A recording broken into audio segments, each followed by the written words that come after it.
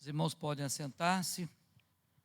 Vamos abrir as nossas Bíblias, meus amados, no texto de Atos, capítulo 3. Lembrando aos irmãos, nós estamos trazendo uma série de reflexões no livro dos Atos dos Apóstolos, seguindo aí uma sequência lógica, né?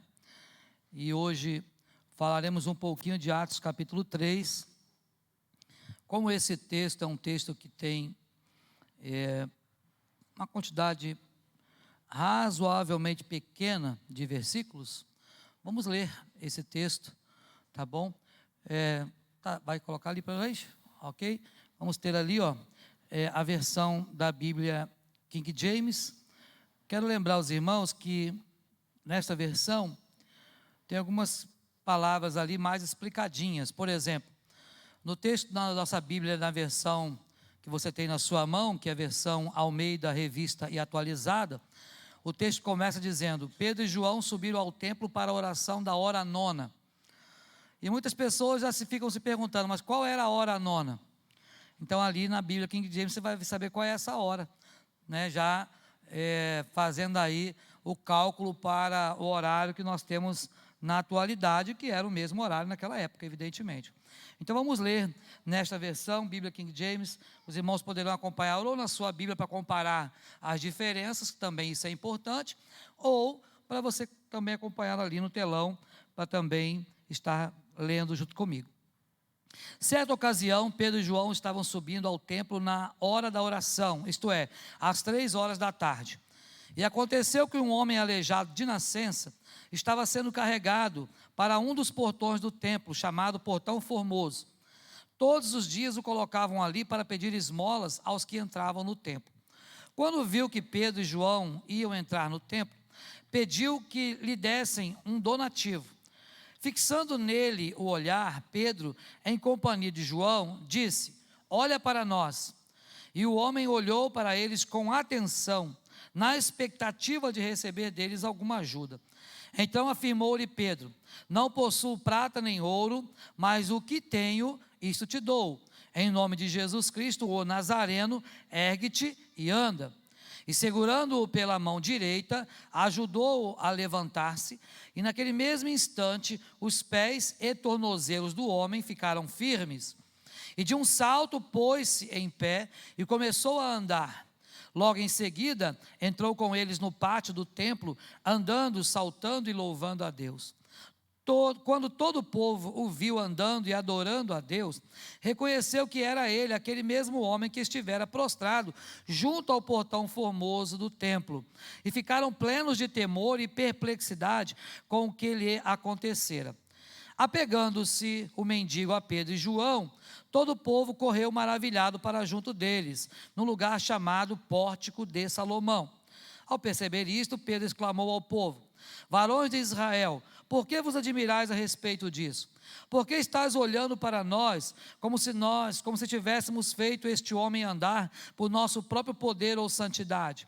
O Deus de Abraão, de Isaque e de Jacó, o Deus dos nossos antepassados, glorificou a seu servo Jesus, a quem vós entregastes para ser morto, e diante de Pilatos o rejeitastes, quando este havia decidido soltá-lo. Todavia, vós negastes publicamente o santo e justo, e pediste que um assassino fosse libertado. Vós mataste o autor da vida, a quem Deus ressuscitou dentre os mortos, e nós somos testemunhas deste fato. Pela fé, em nome de Jesus, o nome curou este homem que aqui vedes e bem o conheceis. Sim, a fé que vem por meio de Jesus deu a este agora saúde perfeita, como todos podem observar. Contudo, irmãos, eu sei que o que vós e vossos líderes fizeram com Jesus foi sem o perfeito conhecimento do que estavam praticando. Entretanto, foi desta forma que Deus cumpriu o que tinha predito por todos os profetas, anunciando que o seu Cristo haveria de sofrer. Arrependei-vos, portanto, e convertei-vos, para que assim sejam apagados os vossos pecados, de modo que da presença do Senhor venham tempos de refrigério, e Ele envie o Cristo, que já vos foi previamente designado, Jesus.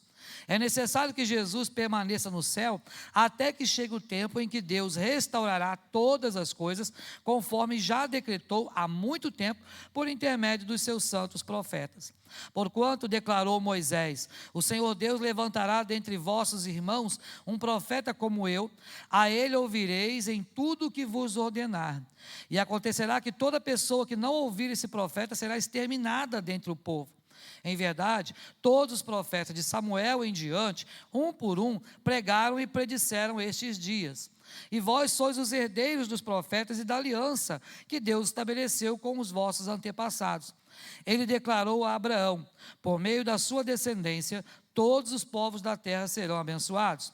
Sendo assim, tendo Deus ressuscitado o seu servo, enviou-o primeiramente para vós, a fim de abençoá-los, convertendo cada um de vós das vossas vidas pecaminosas. Amém. Que o Senhor então aplique esta palavra, meus irmãos e irmãs, nesta manhã, aos nossos corações, em nome de Jesus. Meus amados, já falamos para os irmãos aqui, nessas 2 últimas semanas, a respeito de uma introdução do livro dos Atos dos Apóstolos. Então, todos nós já sabemos que esse livro é parte de um trabalho conjunto, de Lucas, aquele Lucas chamado de um médico amado, aquele Lucas que era um historiador muito proeminente para a sua época, um homem que, apesar de não ter sido um apóstolo de Jesus, mas um homem que conviveu com aquelas pessoas que haviam convivido com Jesus, então isso também nos chama muita atenção. E ele escreve um tratado ali em 2 volumes, e esses 2 volumes, que são os Evangelhos e o livro de Atos, o Evangelho de Lucas e o livro dos Atos dos Apóstolos. Então, nesse momento, o que acontece é que Lucas começa a narrar o início da história da igreja.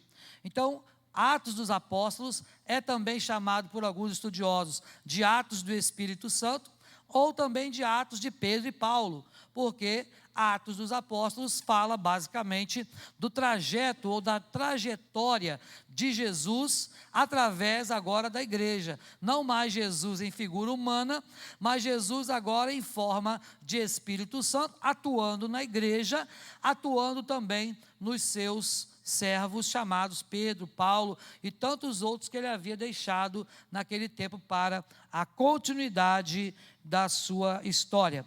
Pois bem, narrou primeiro então o livro de Lucas e falou sobre o que Jesus começou a fazer e a ensinar naquela época. E narrou acerca do Jesus, aquele homem perfeito, que apesar de estar no mundo, conseguiu viver neste mundo que jaz no maligno, sendo homem e não tendo pecado algum. Por isso, o chamar de homem perfeito. Já no segundo livro, continuou a falar de Jesus, só que agora, aquilo que Jesus deixou de legado para os seus apóstolos, para que eles continuassem a sua trajetória de pregação, de Cristo ressuscitado. Muito bem. Dito isto, nós lemos um texto que começa a sua trajetória, nesse capítulo 3, falando da cura de um homem aleijado, de um coxo, de um homem que não conseguia andar, um homem que vivia ali pedindo esmolas, e sempre algumas pessoas, segundo a leitura que acabamos de fazer, o colocavam lá todos os dias. Ele era colocado lá na porta do templo, e ali ele passava o seu dia ali pedindo esmola, pedindo algum donativo. Muito bem, esse homem aleijado, agora possivelmente com mais de 40 anos de idade, porque lá em Atos 4, 22, vai falar sobre isso. Então, um homem que estava já há muito tempo daquela forma, há muito tempo que ele pedia esmolas naquele lugar, e Lucas não especifica a data, mas especifica a hora. Por volta das 3 da tarde, aquele homem estava ali, e você pode imaginar, por exemplo, que naquela região da Palestina, na região da Galileia, na região lá do Oriente Médio, vamos pensar naquela região nos tempos atuais, naquela região, nesse horário, é o horário de pico de maior calor, porque 3 horas da tarde, via de regra, até aqui também na nossa cidade, em qualquer outro lugar, é o horário de pico de temperatura. Se você observar ali aqueles gráficos de temperatura, vai observar que entre 1 da tarde e 3 da tarde são os horários de maior pico de temperatura. E aquele homem estava lá, naquele calor escaldante daquela região, e estava lá às 3 da tarde, e ali, quando se fazia as orações, porque o povo, naquela época, tinha horários específicos diariamente de oração. Diariamente eles iam ao templo, unânimes, perseveravam. No capítulo 2 nós vimos isso, que eles perseveravam unânimes no templo, não é? No partir do pão e nas orações. Então aquele povo tinha horário pela manhã, horário ao meio-dia, horário às 3 da tarde, horário mais tarde um pouco, e eles tinham ali um trabalho de oração ininterruptos, onde eles realizavam preces ao Senhor, louvando a Deus com cânticos e salmos e hinos espirituais, segundo nos mostra as Escrituras Sagradas. Então, Lucas, apesar de não especificar a data em que isso ocorre, mas diz que ele estava à Porta Formosa. Essa Porta Formosa também era chamada de Porta de Nicanor, separava a nave do templo, do pátio. Você vai lembrar que naquela época, o templo de Jerusalém, ou também o tabernáculo mais anterior ainda no Antigo Testamento, tinham as suas divisões, 3 divisões muito importantes e definidas.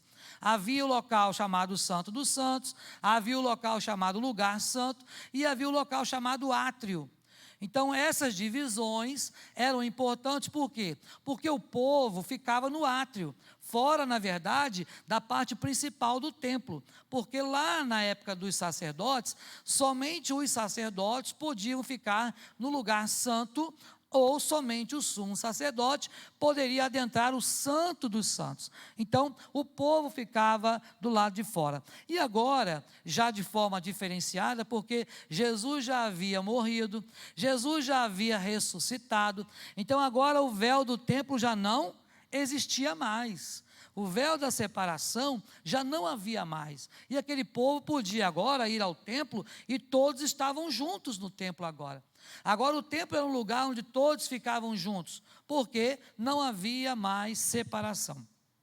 Mas havia sim uma porta ou várias portas, e aqui estava aquele homem pedindo esmolas do lado de fora, na porta chamada Porta Formosa. Então nesse lugar ficavam os gentios. Os gentios não adentravam o templo naquela época, então eles ficavam do lado de fora, para que ali eles pudessem também receber a palavra, porém eles não ainda eram considerados pessoas aptas a entrarem no templo naquele momento. Apesar de que Paulo então mais tarde vai pregar o evangelho aos gentios, e então muitos deles são convertidos, e após a conversão, evidentemente, teriam acesso ao templo. Mas então observe que os primeiros aí, Pedro e João, a serem interpelados por aquele coxo, disseram para ele: olha, nós não temos nada. Mas o que nos chama a atenção é que quando aquele homem, ele é pedido para ele fitar os olhos em Pedro, Pedro fala isso para ele, você viu na leitura do texto: olha, você olhe para nós. E aquele homem ficou assim: poxa, vai vir aí uma moeda, quem sabe aí algumas dracmas, quem sabe aí um dinheiro bom para eu poder passar a semana bem, porque talvez hoje em dia, quantas vezes as pessoas que pedem alguma coisa para nós, no nosso carro ali, na janela do nosso carro, com quantos ou para quantos a gente sequer olha, É claro que nós estamos aqui fazendo nenhum juízo de valor, porque infelizmente, nas nossas cidades aí, a gente é parado a cada semáforo, que a gente para, pessoas estão ali pedindo ou vendendo ou fazendo alguma coisa, que em alguns momentos a gente nem abre mais o vidro do carro, na verdade só faz assim, não, obrigado e tal, e deixa embora, não é? Então observe, aquele homem certamente tinha experiências como essa, de muitas pessoas, apesar de ele estar ali pedindo, de muitas pessoas entrarem no templo, olhar para o outro lado e entrar e ir cultuar a Deus. E aí o que nos chama a atenção é, será que esta forma de culto, após ter passado desta forma por alguém que notadamente era necessitado, e as pessoas passavam de largo, sem ao menos dar uma palavra para ele? Imagina, meus irmãos, se aquele homem estava já há 40 anos ali, sendo levado todos os dias por alguns amigos ou parentes, e até aquele momento não havia escutado da palavra de Deus, até aquele momento não havia tido conversão, transformação na vida dele. Será que ninguém se preocupou em pregar o evangelho para aquele homem durante tanto tempo? Com certeza a maioria que adentrava aquele templo passava rapidamente e nem sempre olhava para aquele homem. Já estavam se acostumados com aquela paisagem. Aquele homem passou a fazer parte da paisagem. E por vezes a gente também, as pessoas passam a fazer parte, as situações que nós vivemos, passam a tomar uma conotação corriqueira na nossa vida e passam a não fazer mais diferença para nós. A gente deixa de ter um coração aquecido para as coisas que estão acontecendo ao nosso redor.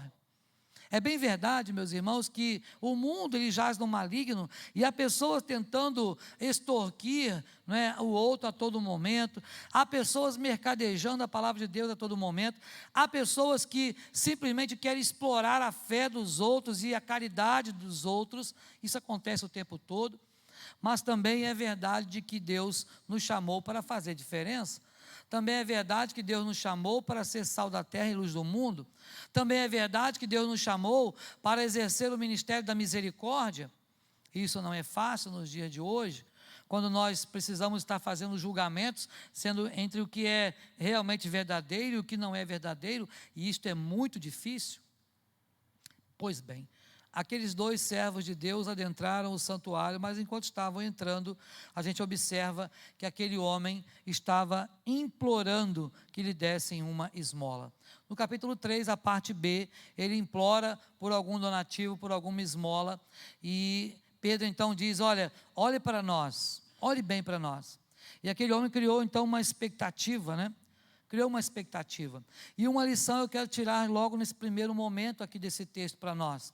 É que quando nós temos uma demanda, quando nós temos uma necessidade, nós precisamos clamar por socorro. Aquele homem aleijado clamava por socorro, clamava por uma esmola, clamava pela sua necessidade, mas o clamor daquele homem não era tão somente por aquele dinheiro, por aquela esmola, por aquele donativo, por 1 quilo de alimento, não. O que aquele homem estava clamando, na verdade, é que ele precisava de ter um encontro com Deus. Aquela pedra estava clamando.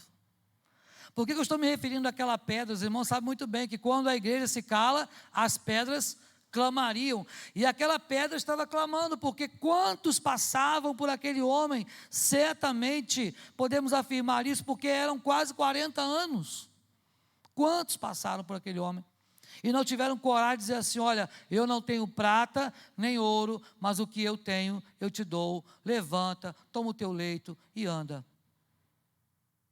Sabe, muitas vezes a gente também não tem esta coragem nos dias de hoje, de pregar o evangelho, de dizer, olha, eu não posso te ajudar com o que você está me pedindo, mas eu posso te ajudar com algo muito melhor. Quer dizer para você que se você crer, se você entregar a sua vida a Jesus, sua vida pode ser transformada, mudada, restaurada. Deus pode fazer a diferença na vida daquele que crê e espera nele.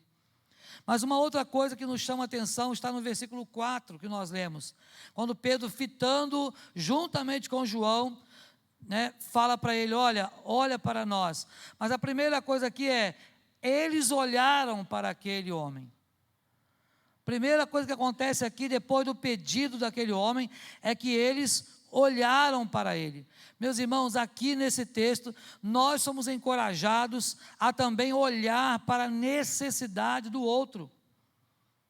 Muitos que passaram, talvez centenas ou milhares de pessoas naqueles anos, nem sequer olharam para aquele homem, não olhavam mais.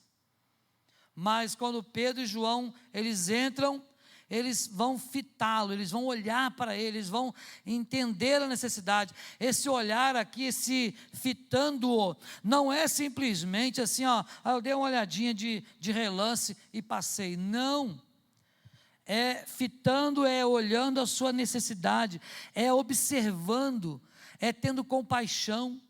Jesus, quando olhava para alguém, ele se compadecia. Não estou falando, meus irmãos e irmãs, que agora você vai andar ali pela rua e vai ajudar todo mundo que você passar. Não é isto. Eu estou falando que você deve olhar a necessidade e, primeiramente, a necessidade daqueles que estão ao seu redor, seus irmãos, seus familiares, sabe? É olhar com um olhar de misericórdia, estender as mãos para aqueles que realmente têm alguma demanda, seja uma demanda de oração, seja uma demanda de cuidado especial, seja uma demanda de ouvir, não é, aquela pessoa desabafando, quem sabe, mas todos nós temos demandas. Para isso, é preciso ter um olhar de compaixão e misericórdia.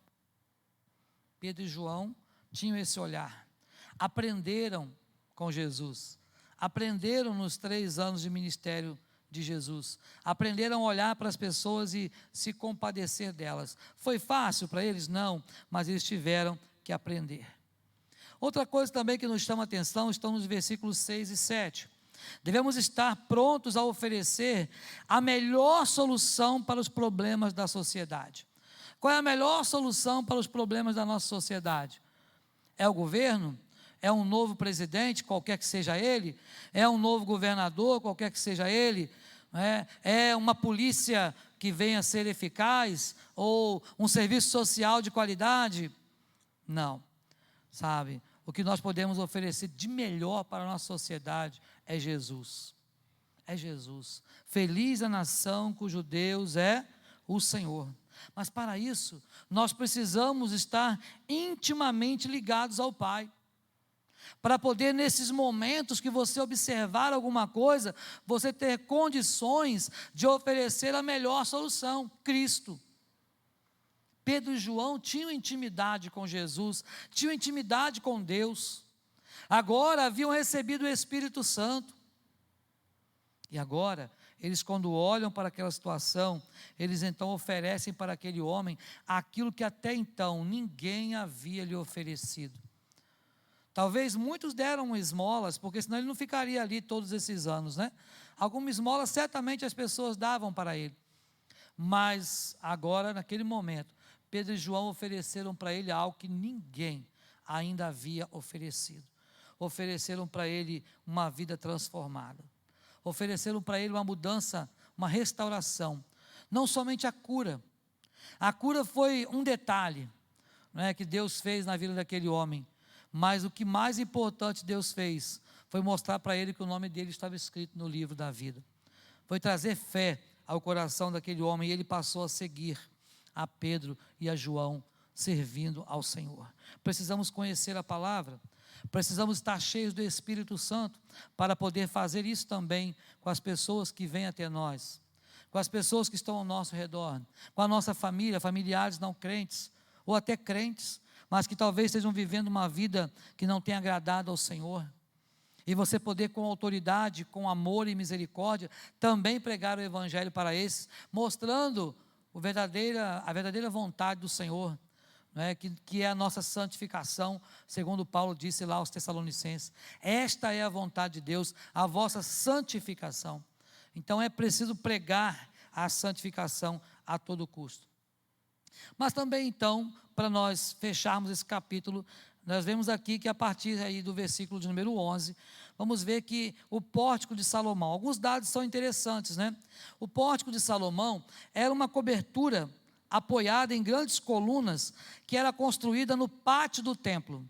Isto é interessante por quê? Porque ali ficavam aquelas pessoas que não podiam ou que não queriam entrar no templo. Então havia uma grande cobertura naquele lugar, do lado de fora do templo, e era chamado de pórtico de Salomão. E naquele lugar, as pessoas que tinham também algo para vender, as pessoas que tinham algum tipo de comércio que queriam ali estar passando para outras pessoas, faziam aquilo livremente. Acho interessante, meus irmãos, que quando Jesus, ele adentrou o templo e ele expulsou os vendilhões do templo, muitas pessoas acham que aquilo Jesus fez porque eles estavam vendendo alguma coisa apenas. Não, Jesus não expulsou os vendilhões do templo por estarem vendendo alguma coisa ali no lugar chamado átrio, do lado de fora do templo ou no pórtico de Salomão. Não, Jesus expulsou porque eles estavam explorando aquele povo. Porque aquelas pessoas que vendiam sabiam que as pessoas vinham de longe, bem de longe, vinham de cidades distantes, de países vizinhos, para estarem ali nas festas que aconteciam do povo de Deus. E quando chegavam ali, iam ofertar ao Senhor, mas para não trazer essas ofertas de lá de baixo, de longe, imagina, vou viajar uma semana a pé ou a cavalo e vou levar um cordeiro? Não, eu levo o dinheiro, chega lá, eu compro um cordeiro. Mas quando chegavam lá, o cordeiro que custava 10, estava custando 70. Olha só o que estava acontecendo. Não é muito diferente nos dias de hoje, né? Lembra quando começou a pandemia? Você antes comprava 1 litro de álcool, 70, pagava R$2. Na hora que a pandemia estourou, o álcool foi para 30, 40, 50, tinha lugar que vendia até mais. Não é assim? Porque as pessoas querem explorar a necessidade do outro, porque cada um só pensa no seu próprio umbigo, muitas vezes. Mas a igreja é chamada para pensar diferente. Então Jesus expulsa os vendilhões, a ideia é que Jesus expulsou porque eles estavam explorando. E Jesus ficou muito aborrecido com aquilo, explorando a necessidade e a fé das pessoas. Isso acontece muito. Jesus expulsou porque aquelas pessoas eram exploradores. Quantas pessoas, irmãos, ainda hoje exploram as outras pessoas? Quantas pessoas, por exemplo, emprestam o seu dinheiro com usura, com juros? O que é pecado segundo a Bíblia? Quantas pessoas exploram vendendo coisas a preços exorbitantes, tendo lucros lá majorados, porque simplesmente querem explorar os outros? Isso está aqui no texto. Isso está na palavra de Deus. Então nós precisamos observar que lá naquele lugar chamado Pórtico de Salomão, as pessoas se reuniam ali, estavam ali, havia certamente um comércio ali, mas um comércio justo, um comércio equilibrado, porque senão os próprios apóstolos teriam também dado uma lição de moral naquele povo, com certeza. Mas o que nós observamos, meus irmãos, é que havia ali um ajuntamento do povo ao redor de Pedro e João, porque eles estavam vendo aquele milagre acontecendo. O povo ali conhecia aquele homem que estava aleijado ali, e quando aquele homem começa a pular, começa a andar, começa a saltar e vai glorificar a Deus, Pedro, que não perdia a oportunidade, começou a pregar o evangelho. Se você observou com cuidado a leitura que fizemos, você viu que Pedro ali, ele começa agora a pregar. Olha o versículo 11. Apegando-se ele a Pedro e João, todo o povo correu atônito para junto deles no pórtico chamado de Salomão. Olha só, ajuntou aquela multidão ali agora, vamos ver o que está acontecendo, o aleijado está gritando, saltando, ele está andando, e vamos lá porque foi Pedro, foi João, e vamos lá ver o que está acontecendo. E se juntou aquele povo ali, se aglomerou ao redor daqueles 2 homens de Deus, e ele começou a pregar o evangelho, e ele começa chamando aquele povo de israelitas. Sabe por que Pedro chama aquele povo de israelita? Mostrar para eles, olha, vocês continuam sendo o povo de Deus, mas vocês não estão vivendo como o povo de Deus. Pedro primeiramente fala esta palavra israelitas, para mostrar para eles, olha, eu estou lembrando a vocês que são povo de Deus, fizeram o que não era para fazer com o santo e justo, que era Jesus, está aí no verso 14. Vocês fizeram o que não era para fazer com Jesus. Vocês é que crucificaram. Vocês é que fizeram com que Pilatos fizesse o que fez. Foram vocês. E fala para eles, vocês, israelitas, olha, vocês que são povo dele, fizeram isso, imagina o que não faria com outros. Meus irmãos e irmãs, o que nos chama a atenção nessa parte agora, é que nós precisamos entender que continuamos sendo o povo de Deus, continuamos sendo o povo da promessa, continuamos sendo servos e servas do Senhor, e como tais, nós precisamos também fazer valer a palavra de Deus na nossa vida. Precisamos pregar o Evangelho com autoridade. Mas será que ainda hoje nós temos tido autoridade para pregar o Evangelho? A Bíblia diz que os nossos pecados fazem separação entre nós e o nosso Deus. Para quê? Para que Ele não nos ouça. Para que Ele não nos ouça. Mas também a mesma Bíblia que fala isso, fala que se nós confessarmos os nossos pecados, o Senhor é fiel e justo para perdoar os nossos pecados e nos purificar. Então, nesta manhã, eu quero fechar essa pequena reflexão acerca do livro de Atos, nesse capítulo, mostrando aí o final desse capítulo para os irmãos. A regularidade e a autenticidade da mensagem pregada. Olha, irmãos, Pedro pregou 2 sermões com a mesma mensagem. Se você observar o sermão que Pedro pregou lá no capítulo 2, vai ver que é o mesmo sermão que agora ele prega no capítulo 3. Falou exatamente a mesma coisa do servo de Deus, de Jesus. Falou que se nós nos convertêssemos, se nós nos arrependêssemos, seriam cancelados os nossos pecados, a fim de que da presença do Senhor venham tempos de refrigério para nós. Muitas vezes, meus irmãos, nós temos vivido tempos de angústia, de sofrimento. Muitos viveram tempo de sofrimento nesse tempo aí da pandemia. Muitos viveram tempos de medo, de insegurança. Não sabíamos o que ia acontecer no dia seguinte.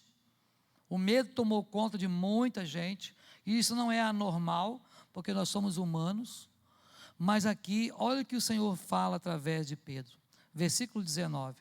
Arrependei-vos, pois, e convertei-vos, para serem cancelados os vossos pecados, a fim de que, na presença do Senhor, dele, venham tempos de refrigério para você. A igreja, meus irmãos e irmãs, hoje, ela pode sim viver tempos de refrigério, mas se, e somente se, estivermos diante do altar do Senhor, estivermos com a nossa vida voltada para agradar a Deus em tudo, porque é desta forma que o Senhor irá nos abençoar. Então, pense nisso. Será que nós temos realmente pensado nas questões aqui que o texto nos mostra, que são estarmos preocupados com o que acontece com os outros que estão ao nosso redor, estamos preocupados em primeiramente pregar o Evangelho a toda criatura, preocupados em saber de verdade que o nosso Deus, mesmo nas lutas que enfrentamos, Ele dá para nós o escape, Ele é para nós a nossa saída.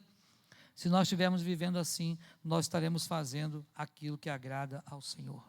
Deus nos abençoe a viver desta forma, tá bom? Como a igreja primitiva, crendo e vivendo a expectativa da glória de Deus todo o tempo, em nome de Jesus. Amém. Meus amados, vamos